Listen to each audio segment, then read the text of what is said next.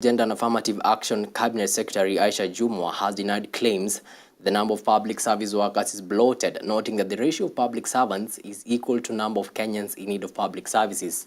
Jumwa, however, promised to look into the claims, speaking at the Huduma Center in GPO Nairobi, where she toured the facility and inspected services. Jumwa said she had the intention to ensure the public service sector aligns with the Kenya Kwanza manifesto in order to fulfill their promises to Kenyans. Our very own Grace Wangoi begins our bulletin with the following story. The ball is already rolling at the public service docket after Cabinet Secretary Aisha Jumwa kicked off day 3 in office in high gear. Speaking after a meet and greet with staff at the Huduma Center in Nairobi, Jumwa noted that the government was operating with inadequate Huduma centers and hoped that at least 100 more centers will be built within 5 years. Our plan is to have at least each and every sub-county to have a Huduma Center, but because of the cost and how things are today in terms of economy, we are planning of having at least 100 in 5 years, not in 100 days, but in 5 years. At the same time, the CS dismissed claims that the number of those in public service was inflated, noting that their number is equivalent to the number of Kenyans in need of public service. This as there has been growing concern that the country's wage bill continues to grow and will cause a ripple effect on the growth of the economy. I want to demystify the myth. It's just a myth. The truth is that, this public service has 900 and something, less than 1 million public servants who worked for 50 million Kenyans. So to me, that is not a bloated, it's not a bloated one. So I've said it's a conversation that I will take with my team. It's something that is not going to happen right away. CS Jumwa at the same time promised to deal with corruption in the public sector by reviewing the salaries of public servants in a view to motivate the workers. What is being given or offered to the public servants is actually, it's sad. And I can say that we have to relook into this issue with a very great concern to making sure that our public service is, the morale is revamped. And when they are earning good, definitely the corruption issues will be a thing of the past. Meanwhile, Health Cabinet Secretary Susan Nakumicha Wafula has taken over the reins at the Ministry of Health from Mutahi Kagwe and promised to take the ministry to great heights. I look forward to carrying on with the good things that you have done, putting more blocks on the foundation that you have laid, and delivering our people in the best way possible. I also note that there could be a small or few areas that we need to improve on. And therefore, as I come in, is to request the team on this table that the support that you have given to Senator Mutahi Kagwe, you transfer, and now we continue to work together to deliver on the things that we need to deliver. Kagwe highlighted that the COVID-19 pandemic was one of the biggest hurdles he faced during his tenure as Health Cabinet Secretary. He expressed gratitude for the support he received from various stakeholders, including the media during the COVID-19 season, which faced the country just when he took over office at the health docket. I really want to thank you. All those days when you came out here and stood out in front, waiting for a press conference, every single day, without fail. I know you made a lot of memes out of me, but I think that the work that the media has done for this ministry, and the team that we have in the ministry, led by Brogo and the other, and the communication team that is here, has been successful because of the members of the Fourth Estate. And I want to tell you, Madam CS, we are ready to assist in any way that we can. From wherever we are going to be. Grace Wangoi for UpTV News Watch. Thank you so much, Grace, for that report. Now, non-governmental organizations have been asked to cooperate with the government to provide all kinds of aid, including food, to help the victims of the famine in the country. According to Deputy President Rigathi Gachagua, more than 4 million Kenyans have been affected by the ongoing drought across the country. The most affected areas are in the north of the country, with a large number of students not attending school due to the drought. the situation is dire. That's the truth. Everywhere we are sending people to distribute food. Naanzia kwa Kieni. Kieni. The smell kutoa hizo subtitle of dead livestock is now sitting. Children are leaving school. Kenyans are becoming helpless. And I call upon you, please, to dig a little bit deeper in your pockets and see what you can do so that we have a concerted effort to make sure that no Kenyan, not a single Kenyan, dies from hunger, and children do not abandon school for lack of food. My boss, the president, has tasked me with the responsibility of coordinating the national government, the county government, the development partners, the humanitarian agencies, and the private sector to look for urgent resources and coordinate distribution of food and set the stage for long-term and sustainable interventions in view of the adverse effects of the climate change. I therefore want to invite the private sector to partner with us. I appreciate what you have done, the 114 million, but I must say that is good enough. But the situation we are in, we need money. Still on the climate change story, and Kieni constituency in Nyeri County lies on the leeward side of Mount Kenya. Now, to many, this is a high altitude area, but as farmers from the arid and semi-arid land experience the wrath of drought as well as climate change, all is the same in these arid areas, as farmers from Narumoru have now been forced to venture and embrace new crop varieties. Take a look. Kieni is classified as arid, but it has a cold, dry climate, and we are on the leeward side of the mountain. So rainfall is usually limited.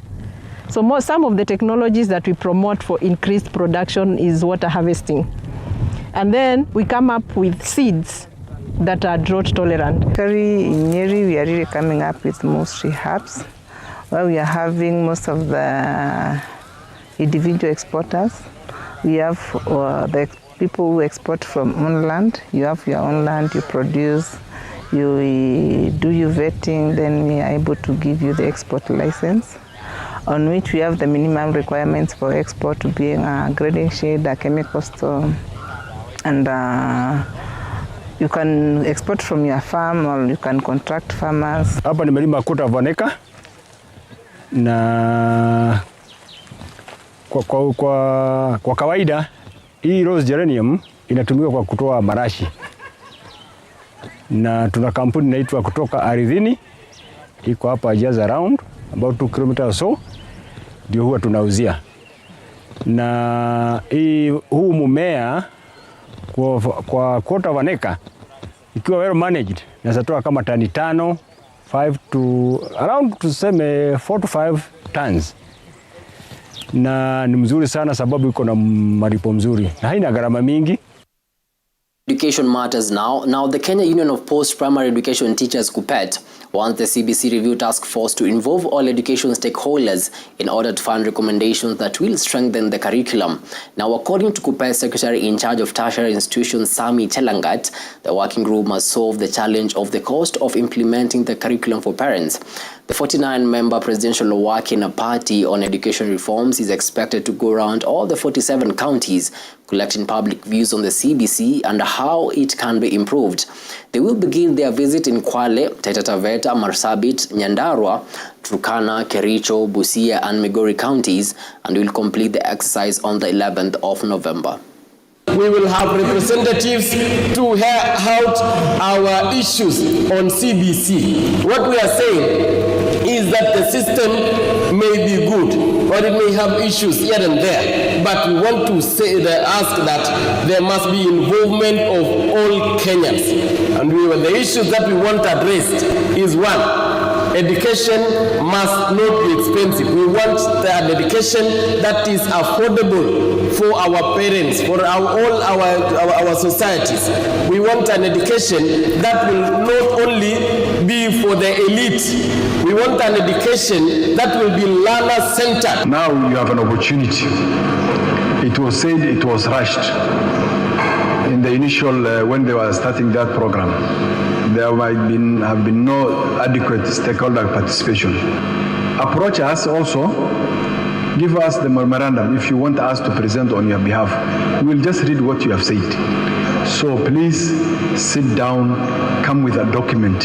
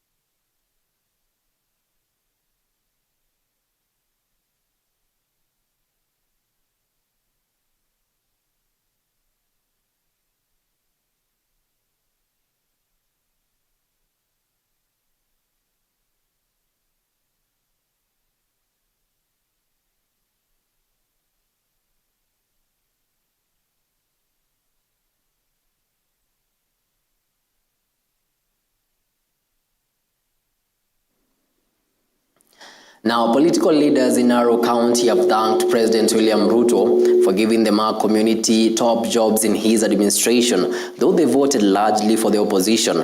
The leaders, led by Narok Governor Patrick Ntutu, Narok Women Representative Rebecca Tonkei, and Narok North Member of Parliament Agnes Pareyo, say the appointments given to the Narok people was a proof of his confidence in the residents. Tess Njenga tells us more.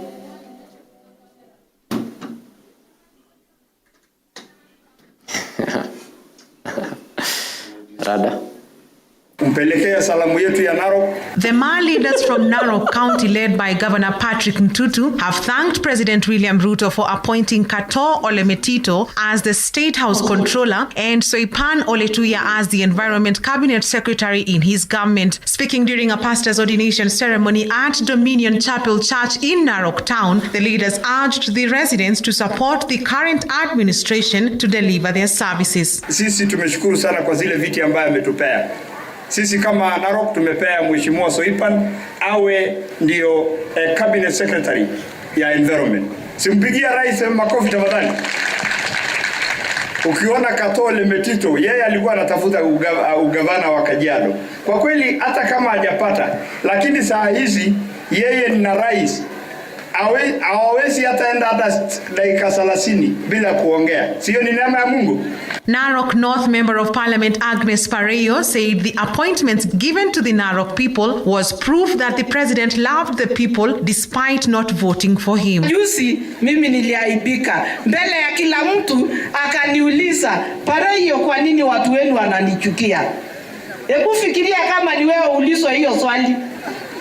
Mimi nilishindwa niko wapi? Lakini safari hii nikajaribu tu, nikajipea nguvu, nikamwambia safari hii tutaona. Nilimdanganya? Hebu niambieni kama nilimdanganya. Si nilisema ukweli? Huwezi kulipa mazuri kwa mabaya. Pareyo, who was elected on a Jubilee ticket, said she will rally behind the government so that her people can benefit from development programs. Women Representative Rebecca Tonkei also urged the church to pray for the residents. Nataka kuomba kanisa la Mungu, tuombe kwa sababu ya janga la njaa. Unapoona watu wa Mungu, sisi hasa watu wa Masai, tegemeo letu ni ng'ombe. Mifugo imekufa, na unapoona mifugo ya mwanaume ama mama imeisha, ujue kwamba mambo si mazuri. Nataka kuomba kanisa la Mungu, tulilie Mungu kwa sababu wako na jibu. Hebu Mungu afungue anga ya bingu ili mvua iweze kunyesha. For Hope TV News Watch, I'm Tess Njenga. Thank you so much, Tess, for that report. Moving on, 9 police officers attached to the disbanded Special Services Unit SSU have appeared in court today for a hearing on application by the prosecution to detain them over 2 missing Indians, Zulfikar Ahmad Khan and Mohammed Zaid Sami Kidwai, and their Kenyan taxi driver Nicodemus Mwania, as investigations go on. Our very own Tiffany Wamboi with more on the story. Following the court's approval in allowing the Internal Affairs Unit of the Directorate of Criminal Investigations (DCI) in the investigation of the disappearance of 2 Indian nationals and their Kenyan driver, 9 suspects have appeared before the Kahawa law courts as they await prosecution over the matter. Zulfikar Ahmad Khan, Mohammed Zaid Sami, and their taxi driver Nicodemus Mwania allegedly disappeared in July 2022, where they're said to have been abducted, murdered, and dumped at the Aberdare National Park, the motive being unclear. According to reports, Zulfikar was in Kenya for vacation, while Mohammed traveled to the country's capital on a tourist visa.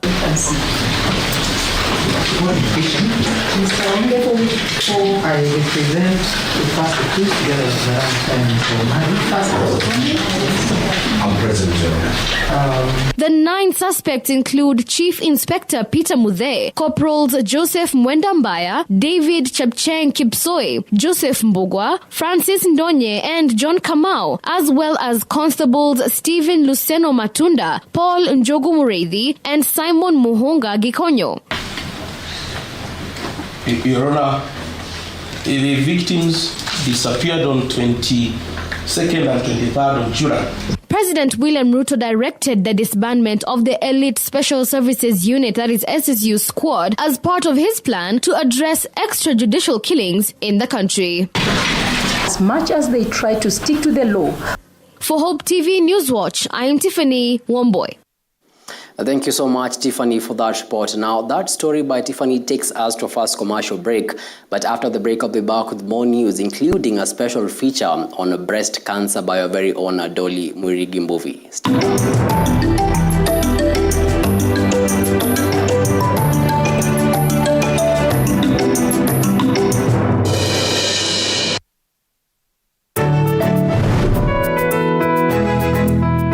Ensuring good health and promoting well-being of all people is important in building a prosperous society. On Health Check, you get informed and empowered on various medical conditions, their treatment and preventive measures. When you ignore gum disease, then the same tooth will start to appear slightly longer. You also get your health question answered live by our doctors in studio. The medication she's receiving is for the nostrils. This child should be feeding enough to gain weight. And you do a little bit of exercise. It even helps with the breast milk. If you feel like you have an instinct that things aren't quite where they should be for your child, the onus is on you to seek an evaluation. This is to help you make best choices about your health and your well-being. Stay tuned for brand new episodes of Health Check with me, Grace Mutiso, every Tuesday on Hope TV. Look and live. Hope TV is where you look and live, with an excellent selection of the best Christian programming consisting of local and international content of inspirational stories, talk shows, Bible commentary, youth, health shows, children entertainment, contemporary gospel music, extended times of worship, live broadcast, news, movies, drama, Christian ministry programs, and so much more. Hope TV is another quality service from Christ is the Answer Ministries, with over 45% of authentic and credible local content every week. Hope TV is a sister station to Hope FM, Kenya's leading Christian radio station, with footprints across the country. Tune in to Hope TV, where you look and live.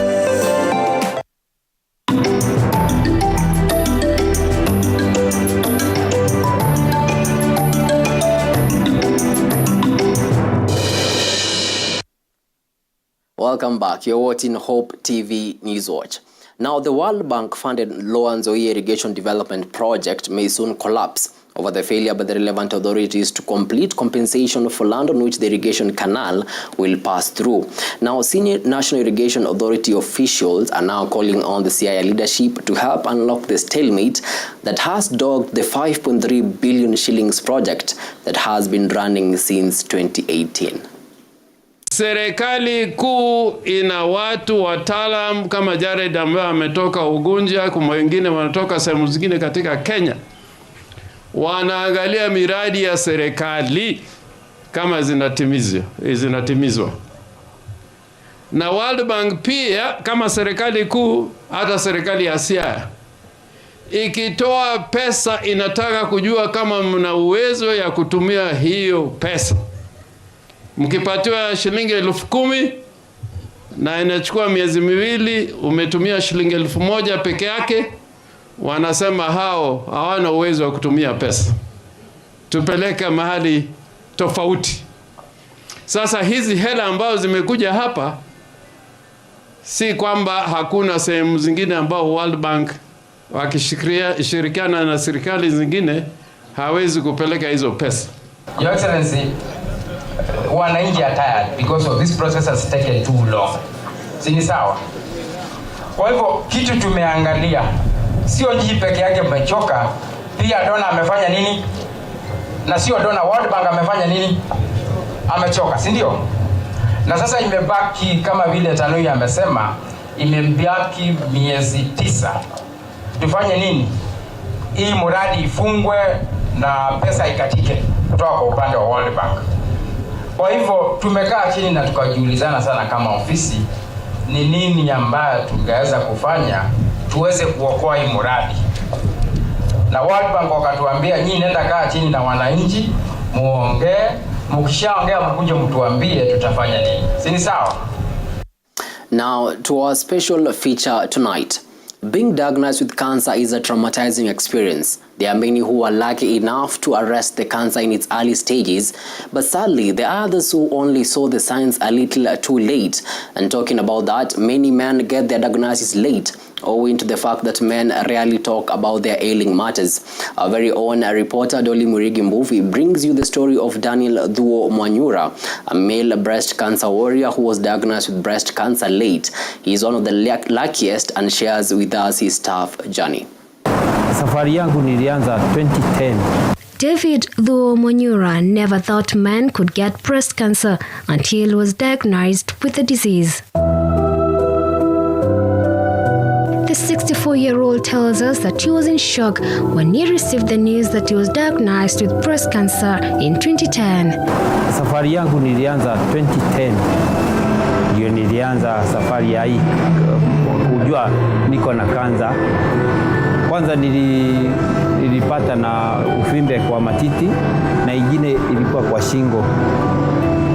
Alafu tena nilikuwa na shida ya mkojo.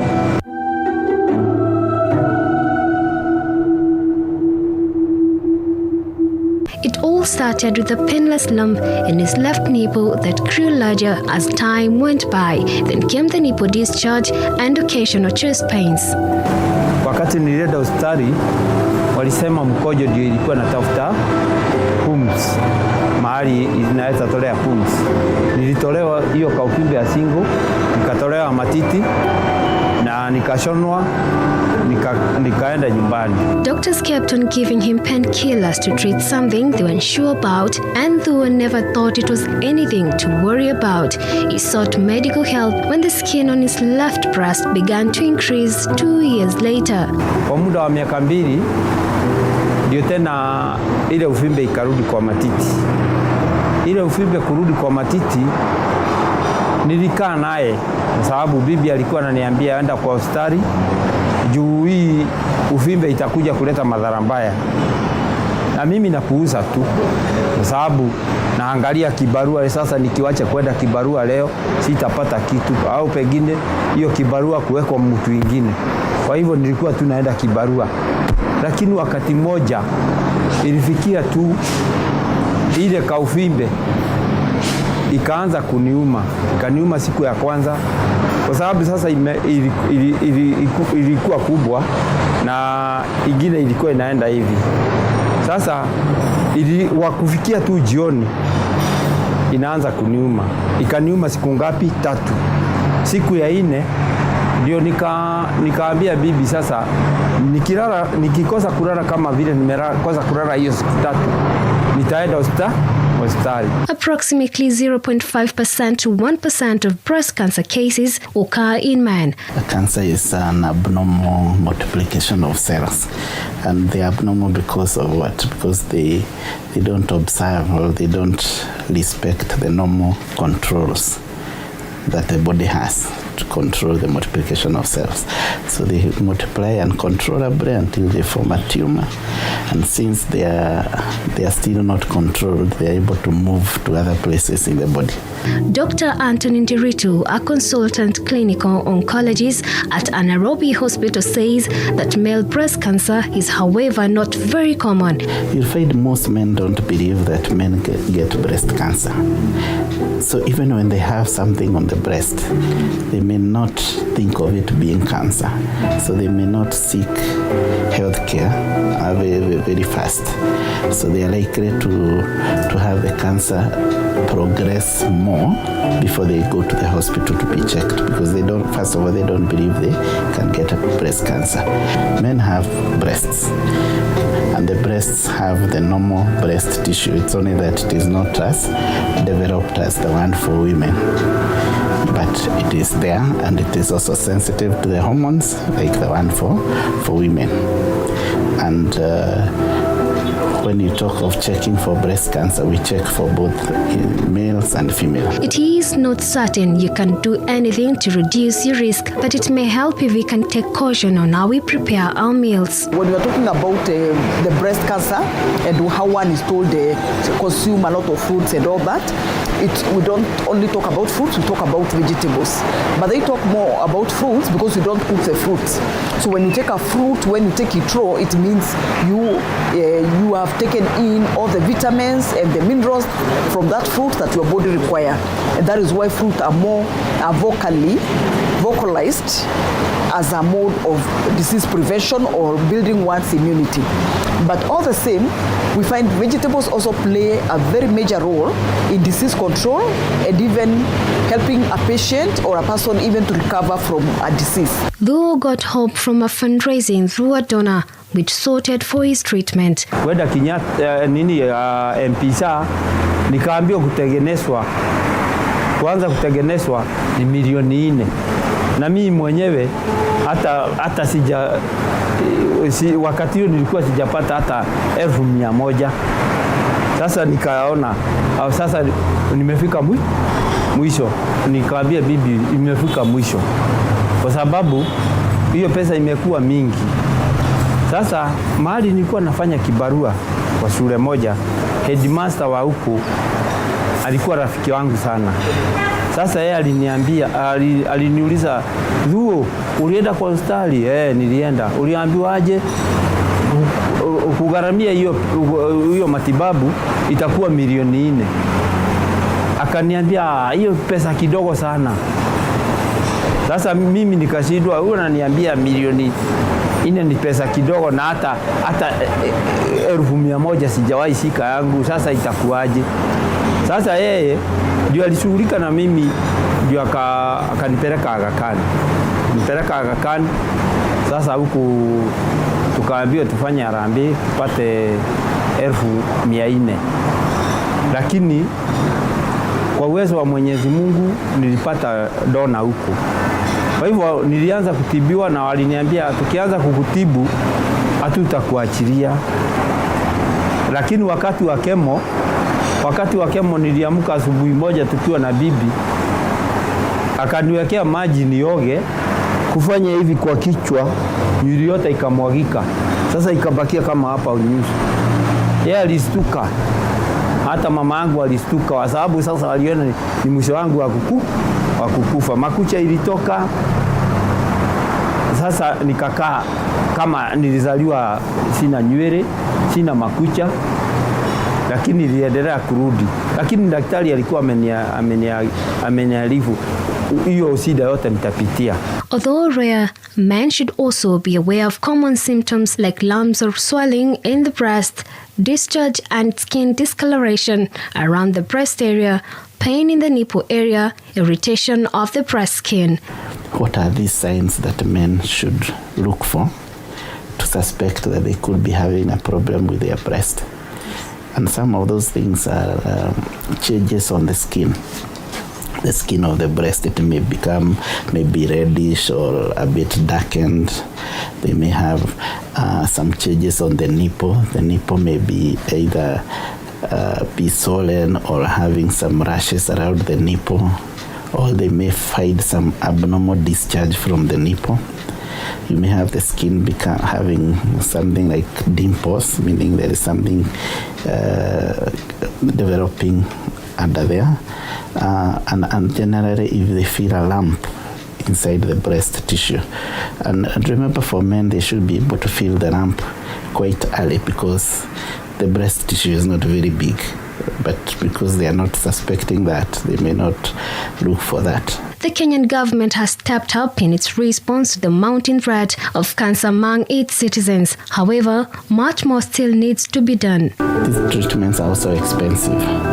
So there are a lot of other issues that are taken care of in terms of the psychological well-being of the patient, his family, their socioeconomic status. Remember, these treatments are expensive. They can end up draining all the resources of that family, and the family ends up in problems. And generally now the follow-up, what we call the survivorship. What happens after now you have treated the patient? So you have to keep following them up because the cancers can recur. So we have to start thinking of how do we ourselves feed ourselves with that good food. And where you can, take even your vegetables raw. And I know currently, as we are talking about so many things like the GMO foods, we are also talking about the foods that have been spread with the pesticides and all that. So I say, like things like tomatoes that we need to take raw, which are good for the health of a person and even for the male health, for the prostate of the male. I tell people, get the tomatoes that have stayed in the market like for 2 days. Don't go for the ones that are looking very fresh, because those ones might have been plucked before the time that pesticide the duration has expired. But the ones that have stayed for 1 or 2 days, you can comfortably go and wash them. Or alternatively, buy them and then do rotational. Like the tomatoes you buy today, don't cook them today. Cook them after 2 days. And then the ones you bought today, then they would have reached that time, then you'll be able to take them. That way you get the nutrients, and at the same time you are protected from the pesticides that can also be able to trigger cancer in the body or any other lifestyle disease. Kenya, like other third world nations, struggles with cancer prevention and treatment. Thousands of cases of cancer like prostate and cervical cancer increase every year, and there's still a lot more that needs to be done to create more awareness of this killer disease. Kitu ya kwanza ni kujikubali. Ati hii nimesikwa na ugonjwa ya kansa. Mimi najua tu nitapona. Lakini ukiona kifo utakufa. Kwa hivyo inafaa ukipatwa na ugonjwa amini tu utapona. Lakini hata sio ugonjwa tu ya kansa, hata ugonjwa ingine inaweza kukupata uone tu kama umefika mwisho. Lakini ukiongea na watu, usipokaa peke yako, mkae na watu msaidiane kimawazo, utafaulu. However, people are urged to show up for screening for early diagnosis. Na kujikubali, usinyamaze. David, though, is a cancer warrior. He's glad to have survived and shares his story, rallying men to understand that breast cancer does not only affect women, but men too are affected. Dolly Murigi for Hope TV.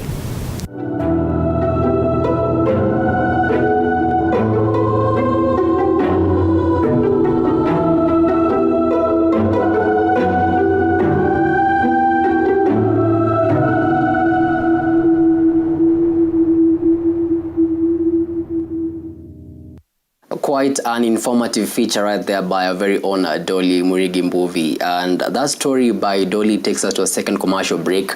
But after the break, I'll be back with the business and sports news. Stick around.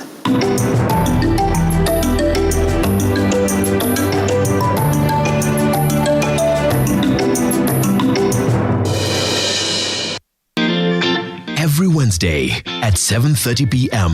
Spotlight. Do you feel like they are in a place where they can effect a Barack Obama moment? When you hear the word of God and you hear Jesus is speaking. Real talk on real issues. You know, the Bible says faith without works is dead. The truth of the gospel that will survive the time is not a health and wealth gospel. When there is time to harmonize and bring one composite amendment. With idealistic, thought-provoking guests. So people come to be serviced, to be encouraged, to be empowered. When the storm is over, you desire the closeness you have with God. Hosted by Reverend Edward Furi.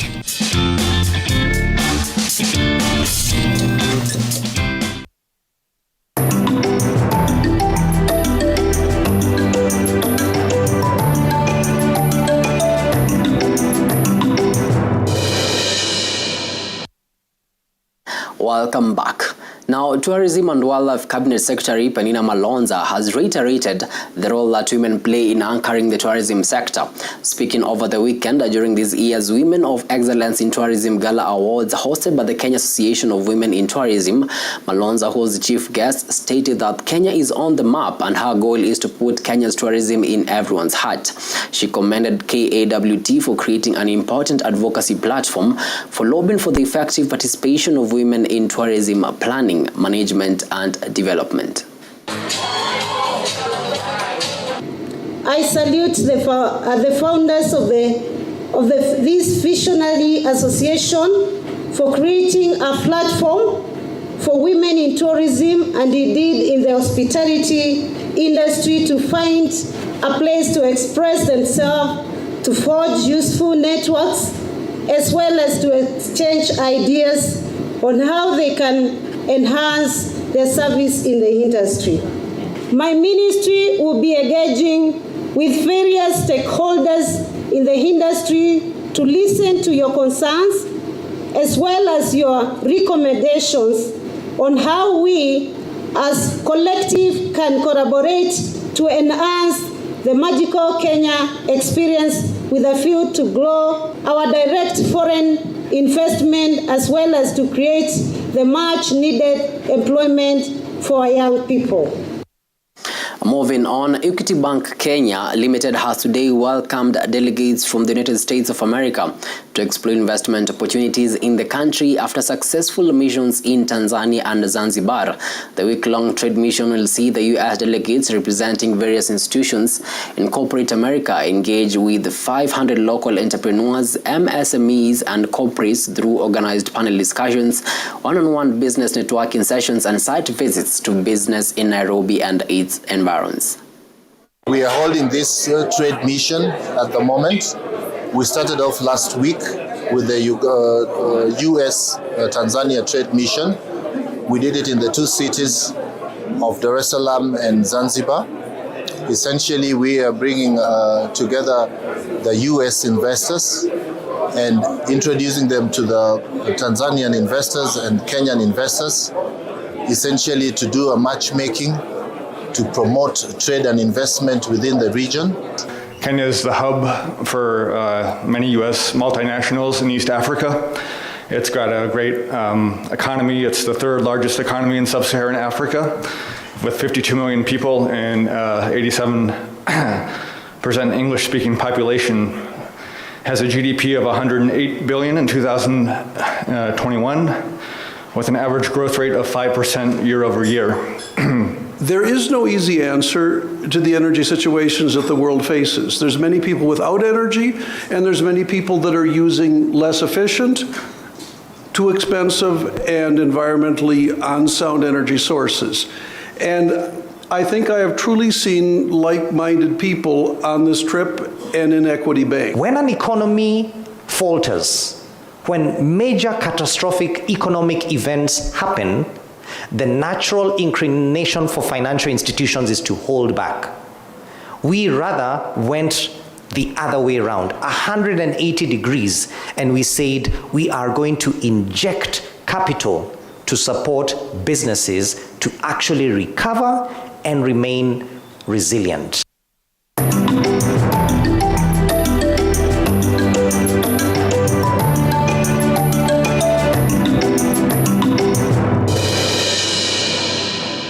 And to to some sporting action. Now, the Kenya Union of Post-Primary Education Teachers, KUPPET, now wants the government to finance sports and games to develop learners' talents. Speaking in Tana River during the teachers' annual general meeting, KUPPET Deputy Secretary General Moses Idhurima says previous regimes have given the education sector lip service for a long time, and as the country goes into the competency-based curriculum, they should finance school activities. As we go into CBC, we want to see them financing education, because the bane of CBC is lack of finance. They have given education lip service for a long time, and now we are asking them, because we are going to CBC where we want to draw talent from the learners, they should be a little bit serious. For example, in the sports and games that were concluded in Arusha, Tanzania, we had 2 teams that want to go to the continental competition in Morocco. And what the ministry is doing is that they are asking schools to pay for air ticket for the teams. The schools have no money, have no money.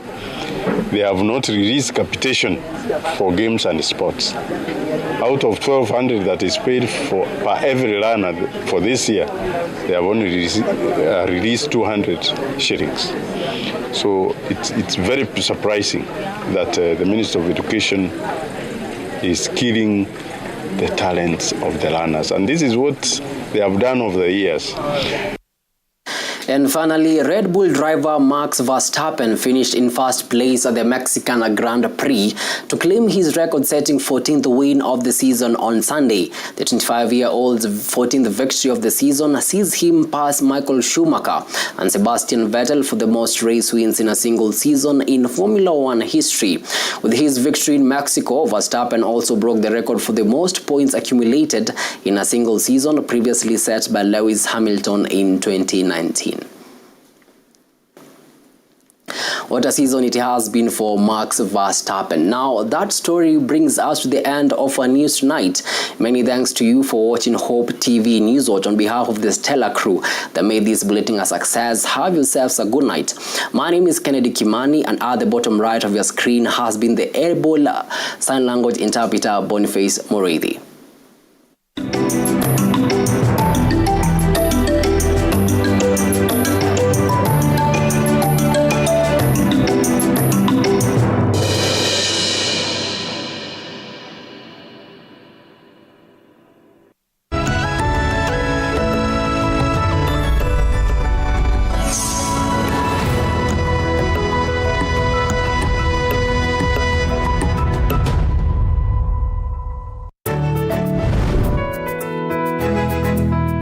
Ensuring good health and promoting well-being of all people is important in building a prosperous society. On Health Check, you get informed and empowered on various medical conditions, their treatment and preventive measures. When you ignore gum disease, then the same tooth will start to appear slightly longer. You also get your health question answered live by our doctors in studio. The medication she's receiving is for the nostrils. This child should be feeding enough to gain weight. And you do a little bit of exercise. It even helps with the breast milk. If you feel like you have an instinct that things aren't quite where they should be for your child, the onus is on you to seek an evaluation.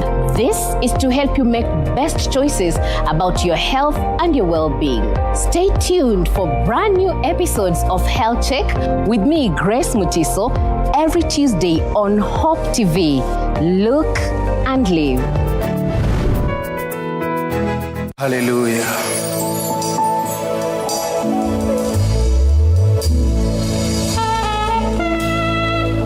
Hallelujah.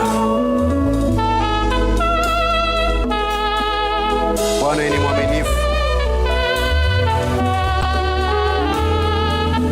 Katika mambo yote wewe ni mwaminifu. Bwana, kuna jambo linalokushinda, maana wewe ni mwaminifu katika kila jambo Bwana.